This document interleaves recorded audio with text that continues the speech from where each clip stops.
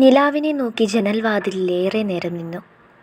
പുറത്തുനിന്നുള്ള തണുപ്പ് മുറിയിലേക്ക് അരിച്ചിറങ്ങുന്നുണ്ട്. ഒപ്പം കാറ്റും. എവിടെയോ മഴ പെയ്യുകയാണ്. അതാണ് ഈ അന്തരീക്ഷം ഇങ്ങനെ. മനസ്സിപ്പോഴും കൈപ്പിടിയിൽ വന്നിട്ടില്ല. ചരട് പൊട്ടിയ പട്ടം കണക്ക് അവ പാറി നടക്കുകയാണ്. ആരോടോ ഉള്ള പിണക്കം. തന്നിലേക്ക് എത്തുന്നില്ല അവ. ഇങ്ങനെ ദൂരേക്ക് അകന്നു പോകുന്നു. ഇമ ചിമ്മാതെ നിന്ന മിഴികളൊന്ന് കഴിച്ചു. കണ്ണൊന്ന് ഇറുക്കെ മൂടി തുറന്നു. നിശബ്ദമായിരുന്ന ഫോണൊന്ന് ശബ്ദിച്ചു. കിടക്കയിൽ ചെന്നിരുന്ന് എടുത്തു നോക്കി. മെസ്സഞ്ചറിലാണ്. ആരാന്ന് തിട്ടമായി. എന്നോടോ? എന്ത് കാര്യം? രേവതി ചേച്ചി അയച്ചിരിക്കുന്ന മെസ്സേജാണ്. കാത്തിരിക്കുകയായിരുന്നു. പറയണം ആ ചേച്ചിയോട്. പൊറുക്കണേ കൃഷ്ണ, തെറ്റാണെന്നറിയാം. പക്ഷേ ഇതിപ്പോൾ എൻ്റെ ആവശ്യമാണ്. ഒരിക്കൽ കൂടി പറയേണ്ട കാര്യങ്ങളൊക്കെ ഒന്ന് ഊട്ടി ഉറപ്പിച്ചു. ശ്വാസം ഒന്ന് എടുത്തു വിട്ടു. ടൈപ്പ് പാഡിലേക്ക് കൈകൾ പോകുമ്പോൾ ഒന്ന് വിറച്ചു. എന്നാലും പിന്നോട്ടില്ല. മഹേഷേട്ടൻ അറിയോ? ആദ്യം അങ്ങനെയാണ് ചോദിച്ചത്. സീൻ ചെയ്തപ്പോൾ തന്നെ റിപ്ലൈ വന്നു. അറിയാം. എന്താ? താൻ മഹേഷേട്ടൻ്റെ ആരാ? റിലേറ്റീവാണോ? എന്നിങ്ങനെ 4 ചോദ്യങ്ങൾ. ആരുമല്ല. ഇപ്പോൾ ആരുമല്ല. പക്ഷെ എനിക്കെല്ലാം ആണ്. ഉള്ളിൽ പറഞ്ഞുകൊണ്ടിരുന്നു. ഞാൻ മഹേഷേട്ടൻ്റെ ലവറാണ്. കഴിഞ്ഞ കുറച്ച് വർഷങ്ങളായിട്ട് ഞാനും മഹേഷേട്ടനും പ്രണയത്തിലാണ്. അത് മറച്ചു വെച്ചിട്ടാണ് ഇപ്പോൾ ഈ കല്യാണം നടത്തുന്നത്. മഹേഷേട്ടൻ്റെ വീട്ടിൽ ആർക്കും ഇതറിയില്ല. അവരുടെ നിർബന്ധമാണ്. നിങ്ങൾ ഈ വിവാഹത്തിൽ നിന്നും പിന്മാറണം. ഞാനും മഹേഷേട്ടനും ഒളിച്ചോടി പോകാനിരിക്കുക. തിരികെ മറുപടി ലഭിക്കുന്നതിന് മുൻപ് അത്രയും അയച്ചു. കുറച്ചു നേരത്തേക്ക് മറുപടി ഒന്നും കിട്ടിയില്ല. താൻ പറയുന്നത് സത്യമാണോ? പിന്നെ ഈ കാര്യത്തിന് ഞാനെന്തിനാ നുണ പറയുന്നത്? ഇയാൾ ഇതിൽ നിന്നൊന്ന് മാറണം. മറ്റൊരു പെണ്ണിൻ്റെ ലൈഫ് വെച്ച് കളിക്കരുത്. കൂടുതലൊന്നും എനിക്ക് പറയാനില്ല. അത്രമാത്രം പറഞ്ഞ് ചാറ്റ് ബ്ലോക്കും ചെയ്തു. ദൈവമേ, ഞാൻ എന്തൊക്കെയാ പറഞ്ഞതെന്നറിയില്ല. ഇതുകൊണ്ടെങ്കിലും ആ കല്യാണം മുടങ്ങിപ്പോണേ. കൈകൂപ്പി പ്രാർത്ഥിച്ചു. അപ്പോഴും മഹേഷേട്ടൻ ഇതറിയുമെന്നോ ശേഷം ഉണ്ടാകുന്ന ഭവിഷ്യത്തിനെക്കുറിച്ചോ ആ പെണ്ണ് ചിന്തിച്ചില്ല. അർദ്ധരാത്രി കഴിഞ്ഞപ്പോൾ മഹേഷിൻ്റെ ഫോൺ നിർത്താതെ ശബ്ദിച്ചു. ഉറക്കത്തിലും അവനൊന്ന് ഞെരുങ്ങി. വീണ്ടും വീണ്ടും റിങ് ചെയ്തപ്പോൾ മടിയോടെ കൈയെത്തി ഫോണെടുത്തു. ഹലോ? ഉറക്കച്ചടവോടെയുള്ള അവൻ്റെ ശബ്ദം. അളിയാ, ഞാനാ. മറുതലയ്ക്കിൽ നിന്ന് ഉത്തരം വന്നപ്പോൾ മഹേഷ് കിടക്കയിലേക്കൊന്ന് എഴുന്നേറ്റിരുന്നു കൊണ്ട് ഫോൺ കാതിൽ നിന്നും അകറ്റി മാറ്റി ഒന്ന് നോക്കി. ആ അളിയ, എന്താ ഈ നേരത്ത്? മഹേഷിൻ്റെ പുരുകം ഒന്ന് ചുളിഞ്ഞു. ഒരു പ്രശ്നമുണ്ട് അളിയ. ഇപ്പോൾ ചിറ്റപ്പനൊക്കെ വിളിച്ചിരുന്നു. ചിറ്റപ്പൻ എന്ന് പറഞ്ഞപ്പോൾ തന്നെ മഹേഷ് ഊഹിച്ചു രേവതിയുടെ അച്ഛനാകുമെന്നു. പ്രശ്നമോ? എന്ത് പ്രശ്നം? നിസ്സംഗതയോടെ അവൻ കിടക്കയിൽ നിന്ന് എഴുന്നേറ്റ് ലൈറ്റ് ഓൺ ചെയ്തു. ഏതോ ഒരു പെണ്ണ് രേവതിക്ക് മെസ്സേജ് അയച്ചിട്ട് എന്തൊക്കെയോ പറഞ്ഞെന്ന്. കാര്യം കുറച്ച് സീരിയസ് ആണ്. അവിടെ ആകെ ഒരു സംസാരമായി. കാര്യം എന്താ? ആരെന്ത് പറഞ്ഞു എന്നാ? അവൻ ഇപ്പോഴും കാര്യം മനസ്സിലായില്ല. ഞാനും മായയും കൂടി ഇപ്പം അങ്ങോട്ട് വരാം. വന്നിട്ട് വിശദമായിട്ട് പറയാം. മഹേഷ് ഒന്ന് മൂളിയപ്പോൾ തന്നെ സന്ദീപ് കോള് കട്ട് ചെയ്തിരുന്നു. ഉറക്കം പോയി. മഹേഷിന് ആകെ ഒരു വെപ്രാളവും പരവേശവുമായി.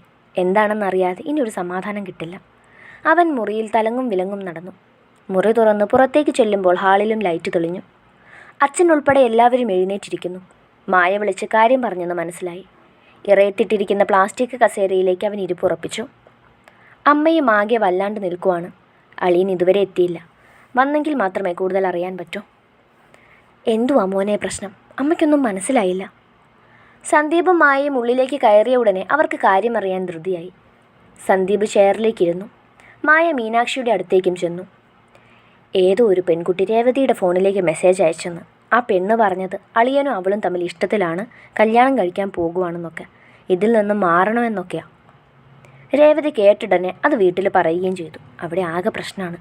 രണ്ടാമതൊന്ന് ആലോചിക്കണമെന്നാണ് പറയുന്നത്. സന്ദീപ് നടന്നതൊക്കെ വിശദീകരിച്ചു.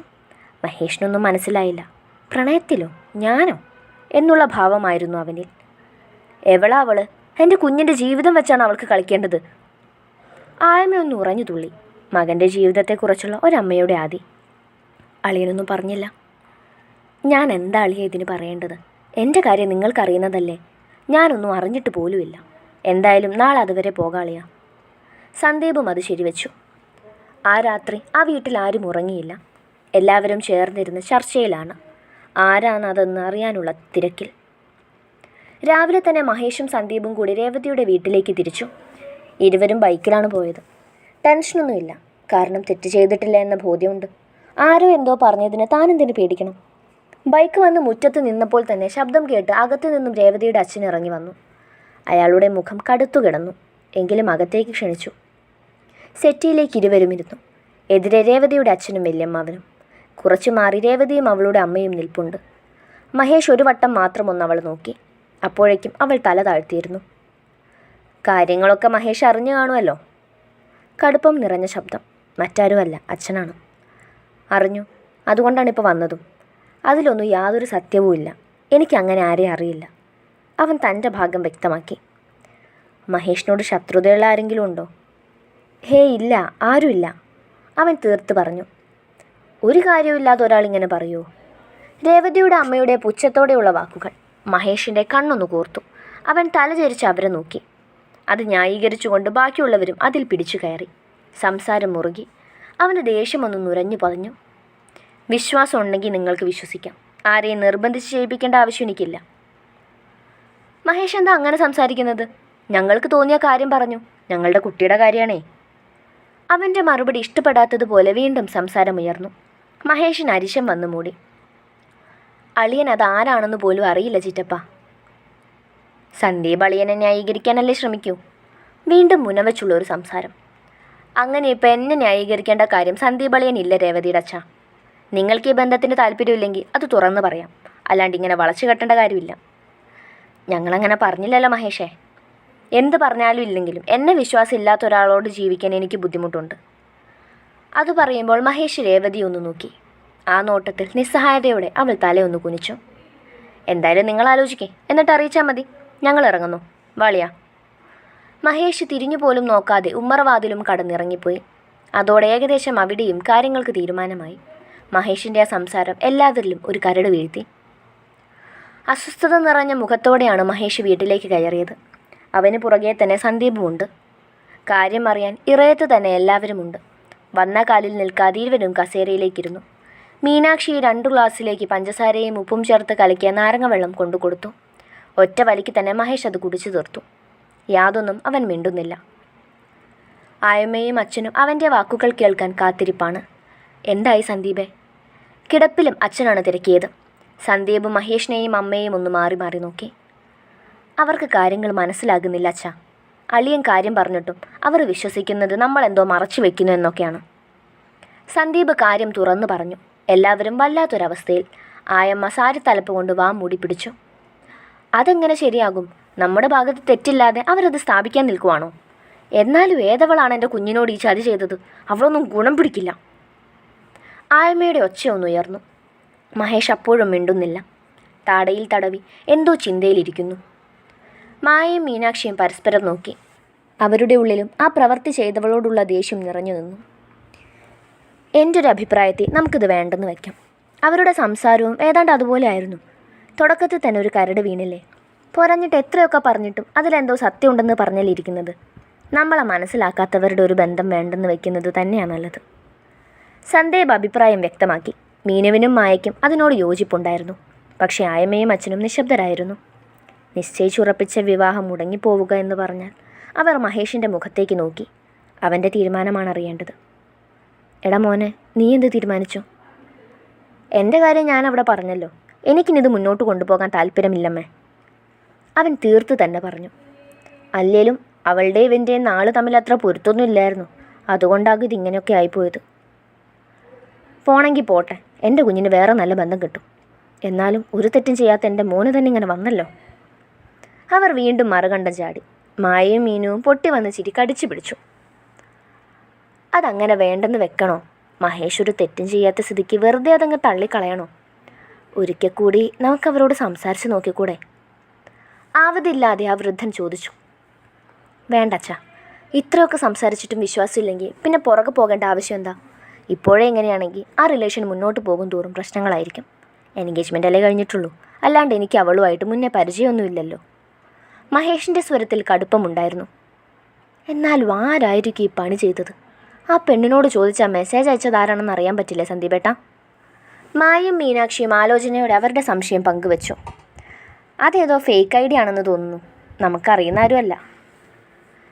എന്തായാലും അളിയൻ എനിക്ക് അക്കൗണ്ട് ഡീറ്റെയിൽസ് ഒന്ന് എടുത്തതാ. ഇതങ്ങനെ വിടാൻ ഞാൻ ഉദ്ദേശിച്ചിട്ടില്ല. വലിഞ്ഞ മുഖത്തോടെ പറഞ്ഞ് മഹേഷ് മുറിയിലേക്ക് നടന്നു.